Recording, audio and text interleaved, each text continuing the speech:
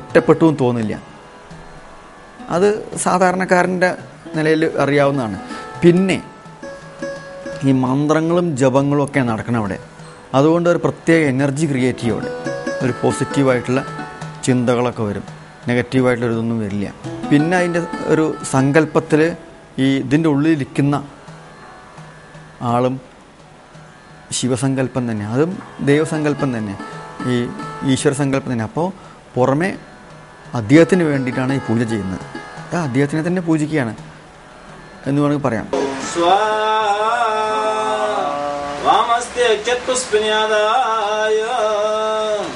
ആയുർവേദം ഒരിക്കലും ഔഷധ സേവ കൊണ്ട് മാത്രം രോഗശാന്തി വരുത്തുന്ന ഏകോന്മുഖമായ ഒരു ചികിത്സാ രീതി ആയിരുന്നില്ല. ഈശ്വര സേവയും വേദാധിഷ്ഠിതമായ മതാനുഷ്ഠാനങ്ങളും വിശ്വാസദാർഢ്യവും അത് എന്നും ആവശ്യപ്പെട്ടിരുന്നു.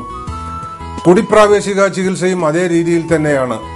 ഗർഭപ്രവേശനത്തിനു മുൻപ് 4 ആഴ്ചയോളം നീളുന്ന പൂർവ്വകർമ്മങ്ങൾ, സൂര്യോദയത്തിലെ പ്രത്യേക പൂജകൾക്കു ശേഷമുള്ള പ്രവേശം, കുടിയുടെ പുറത്ത് നിരന്തരം നടക്കുന്ന ഹോമാദി യജ്ഞങ്ങൾ, രോഗി സ്വയം ഉച്ചരിക്കുന്ന ജപമന്ത്രങ്ങൾ എല്ലാം ഈ വിശുദ്ധ ചികിത്സയുടെ അനിവാര്യമായ ഘടകങ്ങളാണ്. രോഗവിമുക്തമായ മറ്റൊരു ജന്മം കൂടി സാധ്യമാവുകയാണെങ്കിൽ ആരാണ് ചികിത്സാവിധികളുടെ അഗ്നികുണ്ഠത്തിനുമേൽ വലിച്ചുകെട്ടിയ ഈ നൂൽപ്പാലത്തിലൂടെ ഒന്ന് നടന്നു നോക്കാൻ ആശിക്കാത്തത്? ഇപ്പോൾ രോഗം വരുന്നത് എങ്ങനെയാ? തെറ്റായുള്ള ഭക്ഷണക്രമങ്ങളെ കൊണ്ടാണ്, തെറ്റായിട്ടുള്ള മിഥ്യാഹാര വിഹാരങ്ങളെ കൊണ്ടാണ്. അപ്പോൾ നമ്മളെ ജീവിത രീതിയിൽ, ലൈഫ് സ്റ്റൈലിൽ എന്തെങ്കിലും തെറ്റ് വരുന്നുണ്ടെങ്കിൽ ആ തെറ്റിനെ തിരുത്തി കൊടുത്താൽ രോഗമില്ലാണ്ടാവും.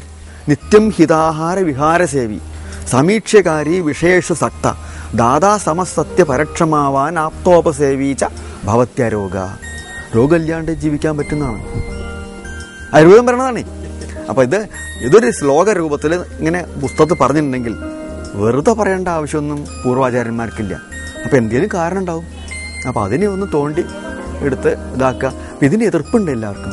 കാരണം എല്ലാവരും രോഗമില്ലാണ്ടായിട്ടുണ്ടെങ്കിൽ വൈദ്യന്മാരെ കഞ്ഞുടി മുട്ടല്ലോ. ഈ പ്രാണഭയം ചൂഷണം ചെയ്യാൻ പറ്റില്ല. ഇപ്പോൾ പ്രാണഭയം ചൂഷണം ചെയ്യുക വൈദ്യന്മാരും ഡോക്ടർമാരൊക്കെ, എല്ലാവരും ആശുപത്രികളൊക്കെ. ആ പ്രാണഭയം ചൂഷണം ചെയ്യാണ്ട് ആൾക്കാരെ സെറ്റ് ചെയ്യാനുള്ളതാണ് ഒരു ലക്ഷ്യം. അത് ലക്ഷ്യയുടെ അപ്പോൾ ആരുടെ സഹായം വേണ്ടല്ലോ. എൻ്റെ അടുത്ത് വരുന്ന ആൾക്കാർക്ക് എനിക്കറിയുന്ന രീതിയിൽ ഞാൻ പറഞ്ഞു കൊടുക്കുന്നുണ്ട്. നമുക്കിപ്പോൾ അങ്ങനെ ഒരാളെയും ഫേവർ ചെയ്യേണ്ട കാര്യമില്ല. ഒരാളോട് എനിക്ക് ശരി തോന്നുന്നു ഞാൻ ചെയ്യാൻ ആരോടൊക്കെ ഒരു സമ്മതം ചോദിക്കാറുമില്ല, അത് ചെയ്യുകയും ചെയ്യാം. അതിന് എത്ര എതിർപ്പുണ്ടായതൊരു പ്രശ്നമേ.